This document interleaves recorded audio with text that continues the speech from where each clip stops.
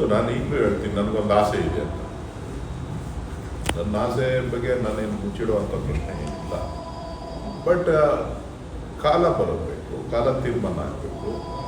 ಜೊತೆಗೆ ಇವತ್ತು ಮುಖ್ಯಮಂತ್ರಿಗಳು ಆ ಸ್ಥಾನದಲ್ಲಿ ಕೂತಿದ್ದಾರೆ.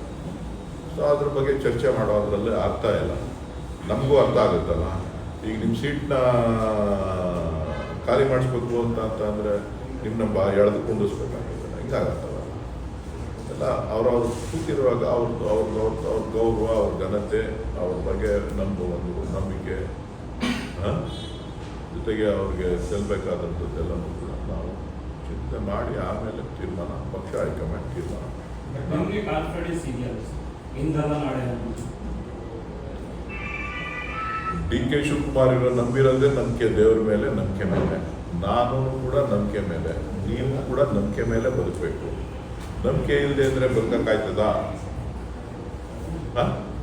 ನಿಮ್ಮ ದಿನನಿತ್ಯದ ಜೀವನ ನಂಬಿಕೆ ಇಲ್ಲದೆ ನೀವು ಒಂದು ಹೆಜ್ಜೆನೂ ಕೂಡ ನೀವು ಮುಂದುವರಿಯಕ್ಕೆ ಸಾಧ್ಯ ಇಲ್ಲ. ಸಾಧ್ಯ ಇದೆಯಾ? ಯಾವುದೇ ವ್ಯಕ್ತಿ ಪ್ರಪಂಚದಲ್ಲಿರ್ತಕ್ಕಂಥದ್ದೇ ಯಾವುದೇ ಒಂದು ಜೀವ ಜಂತು ಯಾವುದ್ರ ಮೇಲೆ, ಆಧಾರದ ಮೇಲೆ ನಡಿಬೇಕು? ನಂಬಿಕೆ ಮೇಲೆ ತಾನೆ. ಆ ನಂಬಿಕೆ ಇಲ್ಲದೆ ಅಂತ ಇಲ್ಲ ಅಂತ ಅಂದರೆ ಬದುಕೋದಂಗೆ?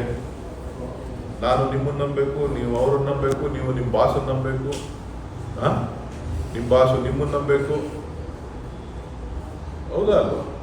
ಯಾತಕ್ಕೋಸ್ಕರ ನಿಮ್ಮನ್ನ ಇಲ್ಲಿ ವರದಿಗಾರರನ್ನು ಕಳಿಸಿದ್ದಾರೆ? ನಿಮ್ಮ ನಂಬಿಕೆ ಇಟ್ಬಿಟ್ಟು ಹೋಗ್ರಪ್ಪ, ನೀವೇನು ಪ್ರಾಮಾಣಿಕರಿದ್ದೀರಿ, ನಿಮ್ಮ ಕೆಲಸ ಮಾಡ್ಕೊಂಡು ಬನ್ನಿ ಅಂತ ಕಳಿಸಿರ್ತಾರೆ. ನೀವೇನು ಫೀಡ್ಬ್ಯಾಕ್ ಕೊಡ್ತೀರೋ ಅದನ್ನು ಮಾಡಿ.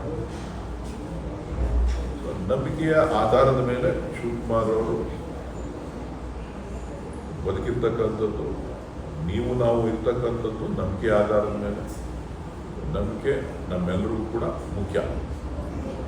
ಒಪ್ಪಂದ ಅನ್ನೋದು ಬಹಳಷ್ಟು ಚರ್ಚೆ ಚರ್ಚೆ ಮಾಡೋಣ ನಡಿಯಪ್ಪ, ಟೈಮ್ ಇದೆ ಸಾಕು. ದಯವಿಟ್ಟು ಆ ಮುನ್ರತ್ನದ್ದು ರೇಪ್ ಕೇಸ್ ಅದೇನೋ ಇದೆಯಂತೆ ನಮ್ಮ ವಿಧಾನಸೌಧದಲ್ಲಿ ಮಾಡಿದಂತಲ್ಲ, ಅದನ್ನು ಸ್ವಲ್ಪ ನೋಡ್ರಿ. ಅದ್ರ ಬಗ್ಗೆನು ಅವನು ಹೇಳಿದ್ದನ್ನೆಲ್ಲ ಇಲ್ಲಿ ಬಂದು ಹೇಳ್ಬೇಕು. ಕೊರಂಗು ಸ್ಟ್ಯಾಚ್ಯೂ ಮಾಡಬೇಕು ಅಂತ ಕೊಂಡ್ರು, ಕೊರಂಗು ಮುನ್ರತ್ನ ಅಂತ ಬ್ರದರ್ಸ್ ಇಬ್ಬರದ್ದು ಸ್ಟ್ಯಾಚ್ಯೂ ಮಾಡಬೇಕು ಅಂತ ಪರ್ಮಿಷನ್ ಕೇಳಿದ್ದಾರೆ. ನಮ್ಮ ವರ್ಕರ್ಸ್ ಬಂದಿದ್ರು, ಈಗ ಲೆಟ್ರ್ ಕೊಡಬೇಕು, ಯಾರಿಗೆ ಕೊಡ್ಬೇಕಣ್ಣ ಅಂತ. D C M ಕೊಡ್ರಪ್ಪ.